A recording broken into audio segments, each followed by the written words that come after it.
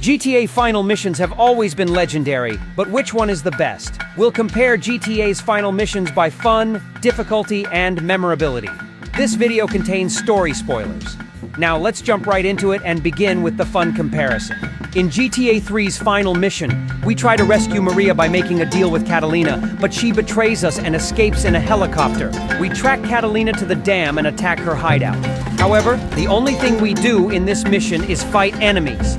The gameplay feels repetitive, which lowers the fun factor. There are barely any engaging moments in this mission, except for the part where we destroy the helicopter. Well, by today's standards, this scene isn't all that epic. However, this is the only epic scene I can mention in GTA 3's final mission. Additionally, the mission follows a strictly linear path, offering no choices to the player.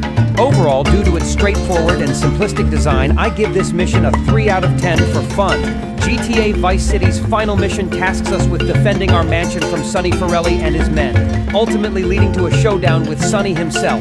Like GTA 3, the mission is purely combat-focused, follows a straight path, and lacks any epic moments. At least GTA 3 had the helicopter explosion. Sorry, GTA Vice City, but the final mission doesn't deserve a high rating. I give it a 2 out of 10. But GTA San Andreas kicks things off with an exciting start, breaking through Big Smoke's hideout entrance using a SWAT tank. Inside, there are plenty of enemies, but unlike GTA 3 and Vice City, it doesn't feel as dull. As we ascend each floor, encountering different environments keeps the excitement growing. When we finally reach Big Smoke, a boss fight begins. But right after taking him down, Tenpenny shows up, bringing yet another surprise. As he makes his escape, he sets the building on fire and cuts the power, plunging everything into darkness. To navigate through the chaos, we can use night vision goggles.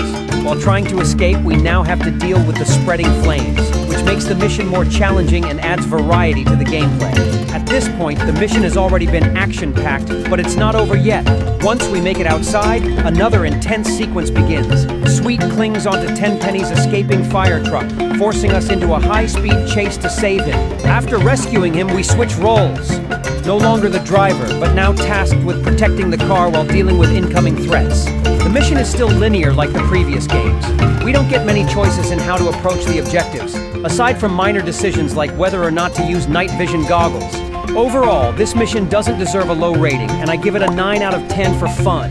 GTA 4 has 2 different endings, but I will evaluate the most popular one, Revenge. The main objective of the mission is to take down Pegorino. The mission starts with us following Pegorino's men, hoping they will lead us to him. When we reach his hideout, a massive gunfight breaks out. After dealing with the enemies, Pegorino escapes, forcing us into a chase while dealing with his men at the same time. When Pegorino gets on a boat, we grab a nearby motorcycle to follow him along the shore.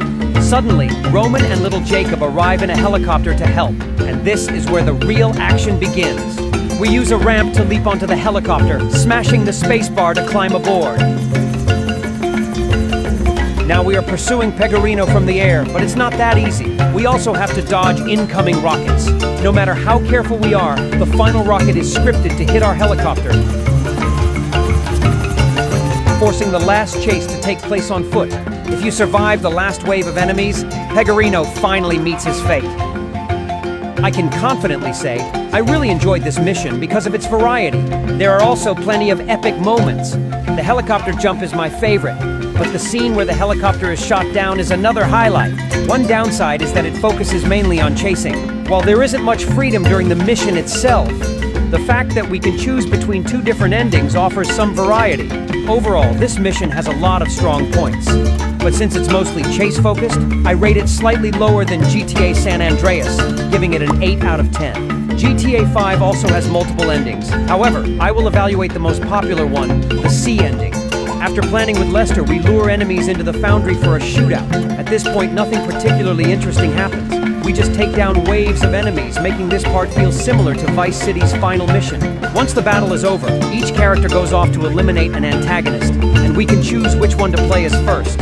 Franklin eliminates Mr. Chang, Trevor ambushes Steve Haynes, and Michael deals with Stretch. Finally, Trevor invades Devin Weston's mansion to capture him. Up to this point, the mission has felt rather standard compared to the other games, but the next part is where things get interesting. After stuffing Devin in the trunk of a car, Trevor drives to meet up with Franklin and Michael. Once they arrive, they say their final words to Devin before sending him off a cliff. To be honest, this mission's variety doesn't quite match that of GTA 4 or San Andreas. It could have had more action-packed moments. Most of it revolves around gunfights, making it feel somewhat repetitive. There are epic moments, but not enough for a final mission. However, what GTA 5 does better than the previous games is providing freedom. We can choose how the final mission unfolds with drastically different endings. Additionally, we make simple choices within the mission, like selecting which character to play as and the order of eliminations. While I enjoy GTA 5's final mission, GTA 4's left a stronger impact on me. For that reason, I rate GTA 5's final mission a 7 out of 10. Now let's see which GTA final mission was the hardest. In GTA 3, you start completely unarmed, picking up a pistol from the ground. You have to escape quickly, making sure not to lose too much health early on, as you'll need it later. When you reach Catalina's hideout at the dam, you have to take out the guards at the entrance using only your pistol. And finally, you can pick up new weapons. Next, you encounter another barricade. Aiming is incredibly difficult here because you have to shoot from a distance to avoid taking damage. Once you clear the barricade, more enemies are waiting, and this is where extreme caution is necessary. If they shoot you, your health can drop in an instant. A truck also attempts to ram you, adding to the chaos. Explosive barrels are scattered throughout the dam, making positioning crucial. If you're not careful, they can be a real problem. Additionally, ammo is limited, so you have to be mindful of how much you use. If you waste too much, you might find yourself in a desperate situation, relying only on your pistol. After overcoming all these challenges, you finally reach the end of the mission. Honestly, this mission was extremely difficult, forcing me to attempt it multiple times. I rate its difficulty a 9 out of 10. GTA Vice City is similar to GTA 3 in terms of difficulty. The difference is that instead of attacking, we are on the defensive. This means that enemies keep spawning, and if they manage to shoot you, they deal a lot of damage. Enemies appear unpredictably, so you constantly have to watch your back or else. Honestly, I don't like the aiming and shooting mechanics in GTA 3 and Vice City, and being forced to deal with them constantly makes this mission even more challenging. It's not as difficult as GTA 3, but it still took me 3 attempts to complete. I rate its difficulty an 8 out of 10. GTA San Andreas' final mission has a perfectly balanced difficulty. The number of enemies is high, but since they remain in fixed positions, they are not a major problem. However, the challenge increases significantly after defeating Big Smoke. The lights go out, a fire spreads throughout the building, and there is a time limit. Despite these obstacles, the enemies aren't as strong as those in GTA 3 or Vice City, making the mission feel more manageable. It might seem much harder at first, but in the end, it's still very possible to complete. Even if you fail, it's not a big deal. Unlike other San Andreas missions, this one has a checkpoint system. The fire truck section is much easier, and the only part that requires real focus is rescuing Sweet. Not too easy, not too hard. Because of this, I give it a 6 out of 10. GTA 4 also has a lot of enemies, but just like in San Andreas, their positions are fixed. There are plenty of places to take cover, and if you move carefully, you won't face too much difficulty. However, following Pegorino is slightly more challenging because you need to keep up with him while also dealing with enemy gunfire. Once you reach the island, enemies are scattered all around, and this part is a bit trickier. The main difficulty comes from the fact that some enemies are hard to spot, and there aren't many good cover spots. While it's not incredibly hard, for some reason I lost a lot of health here, but don't worry, I didn't die. Since it feels similar in difficulty to GTA San Andreas, I also rate GTA 4's final mission a 6 out of 10. And now GTA 5. Once again, there are plenty of enemies, but they arrive gradually, giving you enough time to handle them.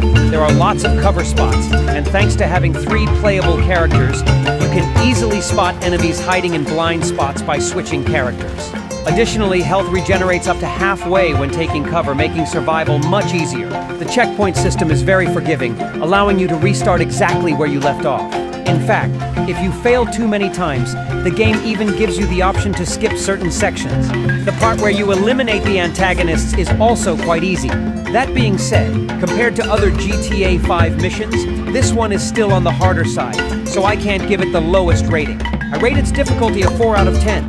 GTA final missions tend to stay in our memories mostly due to their stories, so I will evaluate their memorability based on their narratives. To be honest, GTA 3 didn't leave much of an impact on me in terms of story. In fact, due to the difficulty of the missions, I never even reached the final mission back then. I completed GTA 3 for the first time in the definitive edition. For me, the only truly memorable aspect of this mission is its difficulty. For these reasons, I give its memorability a low score of 3 out of 10.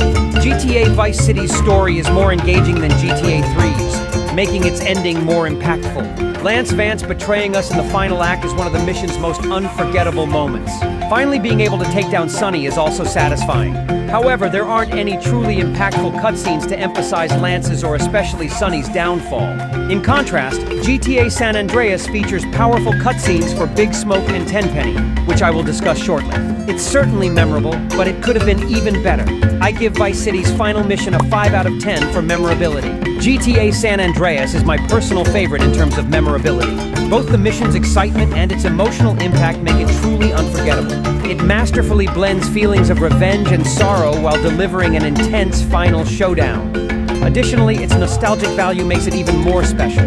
I can't find a single reason to deduct points, so I give it a perfect 10 out of 10. GTA 4's finale is built entirely around a strong revenge story. Throughout the mission, we dream of finally getting payback, and this emotional buildup makes it one of the most compelling endings in the series. The combination of its gripping narrative and action-packed sequences contributes to its memorability. While it doesn't quite reach the same nostalgic heights as GTA San Andreas, it still leaves a significant impact. For these reasons, I believe GTA 4's final mission deserves a 9 out of 10. GTA 5's finale is also impactful in terms of story, but not as much as GTA San Andreas or GTA 4. The most memorable parts of the mission are the moments where we take down the antagonists, with Devin Weston's final fate standing out the most. I think we can all agree that while GTA 5's final mission is memorable, it doesn't quite reach the level of GTA San Andreas or GTA 4. Because of that, I give it an 8 out of 10. These were my personal rankings, but I'm curious to hear yours as well. Which GTA final mission is your favorite? Feel free to share your own rankings in the comments.